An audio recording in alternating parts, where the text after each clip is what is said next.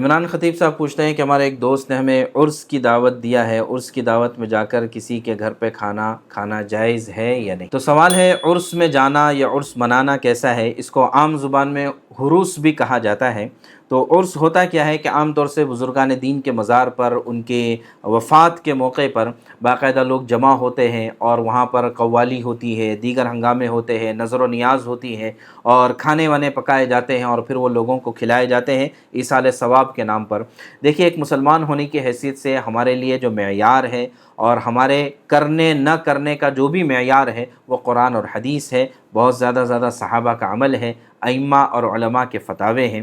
تو اگر ہم قرآن حدیث اٹھا کر دیکھتے ہیں تو ہمیں کہیں پر بھی عرس کی شکل نظر نہیں آتی ہے کہ باقاعدہ کسی کے انتقال ہونے پر اس کی قبر کے پاس جمع ہوا جائے اور وہاں پر جو ہے باقاعدہ اجتماع ہو اور ہنگامے ہو۔ اگر عرس کسی کے لیے جائز ہوتا تو سب سے بڑی ذات اللہ کے نبی صلی اللہ علیہ وسلم کی ذات ہوتی، ہم ان کا عرس مناتے۔ لیکن اللہ کے نبی صلی اللہ علیہ وسلم نے اپنی وفات سے پہلے، عجیب بات ہے، اپنی وفات سے پہلے صحابہ کرام کو بتایا،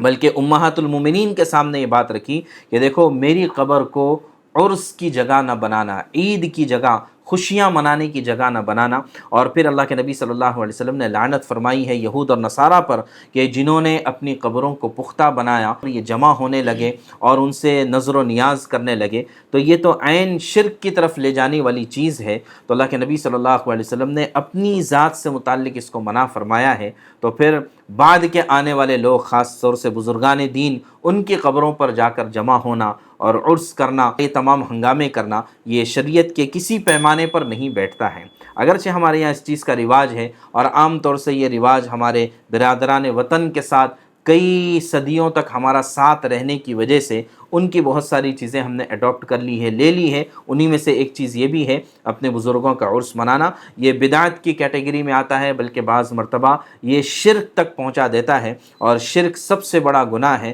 اللہ تبارک و تعالیٰ نے صاف طور سے فرما دیا ہے، ان اللہ لا یغفر ان یشرک بہ ویغفر ما دون ذلک لمن یشاء۔ اللہ بڑے سے بڑے گناہ کو معاف کرنے کے لیے تیار ہے، لیکن شرک کو اللہ تبارک تعالیٰ معاف نہیں کریں گے۔ تو لہٰذا یا تو یہ شرک کی کیٹیگری تک جاتا ہے یا پھر جو ہے یہ بدعات کی کیٹیگری میں آتا ہے۔ اس کے بارے میں بھی اللہ کے نبی صلی اللہ علیہ وسلم نے صاف فرما دیا کہ من احدث فی امرنا ھذا ما لیس منہ فہو رد، کہ جو شخص ہمارے اس دین میں کسی چیز کا اضافہ کر دے تو وہ عمل بھی مردود ہے اور وہ عمل کرنے والا بھی مردود ہے۔ تو لہٰذا یا تو بدعات کی کیٹیگری میں آئے گا، بلکہ قیامت کے دن ہمیں اللہ کے نبی صلی اللہ علیہ وسلم کی جس سفارش کی سب سے زیادہ امید ہے، اس کے بارے میں حدیث پاک میں آتا ہے کہ لوگ حضور کی طرف آئیں گے اور حضور کے امتی ہوں گے، حضور ان کو جانیں گے، پہچانیں گے، لیکن اس کے باوجود فرشتے ان کو دور کر دیں گے۔ اللہ کے نبی صلی اللہ علیہ وسلم کہیں گے یہ تو میرے امتی ہے۔ فرمایا کہ نہیں، انہوں نے آپ کے بعد آپ کے دین میں تبدیلی کر دی تھی۔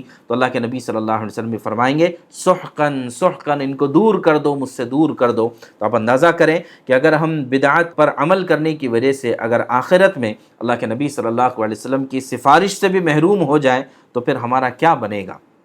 اسی طرح اگر یہ شرک اور بدعات کی کیٹیگری میں نہ بھی آئے تب بھی وہاں جا کر ایک تو وہاں پر عورتوں اور مردوں کا اجتماع ہو جاتا ہے، اسی طرح جو ہے وہاں پر نظر و نیاز ہوتی ہے، اسلام میں اس کا کوئی کنسپٹ نہیں ہے۔ تو بہرحال عرس پر جمع ہونا یا عرس میں جانا یا عرس کی دعوت کرنا، یہ سب کے سب یا تو شرک میں یا بدعات میں یا خرافات میں، ان تمام چیزوں پر یہ مشتمل ہے، اس وجہ سے ناجائز اور حرام ہے۔ اس سے بالکل بچنا چاہیے۔ جس نے آپ کو دعوت دی ہے اس کو بھی آپ کو حکمت سے سمجھانا چاہیے، اور پھر بھی اگر وہ نہ سمجھے تو آپ کو تو ضرور بالکل شریک نہیں ہونا ہے، البتہ تعلقات ضرور قائم رکھنا ہے اور اس کو سمجھانے کی کوشش کرتے رہنا ہے کہ یہ جو عمل ہے یہ نہ قرآن میں ہے، نہ حدیث میں ہے، نہ صحابہ سے ثابت ہے، نہ علماء نے اس کی گنجائش دی ہے۔ تو اس وجہ سے ان تمام امور سے ضرور بچنا چاہیے۔